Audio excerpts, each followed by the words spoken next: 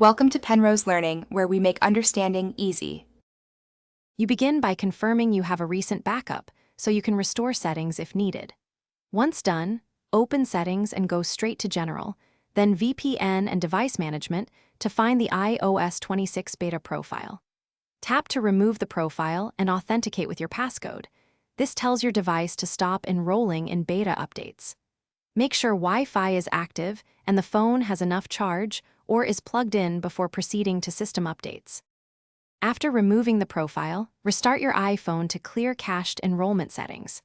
Once it reboots, go to Settings, General, Software Update. The device will check Apple servers for the latest public iOS release. If a public version lower than the beta appears, choose Download and Install. You might see this update is not available briefly while Apple processes removal. Wait a few minutes and check again. Installing the public build replaces beta system files. Complete the process by letting the update finish and then restart one more time. Verify in Settings General about that the beta label is gone. If you don't see a public update right away, wait up to 24 hours. Apple's servers can take time to reflect profile removal. If your phone behaves oddly after installing a public build, restore from the backup you made earlier to recover data.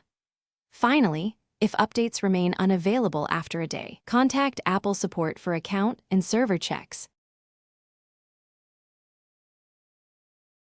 Thanks for watching. If this was helpful, leave a like and consider subscribing. See you next time.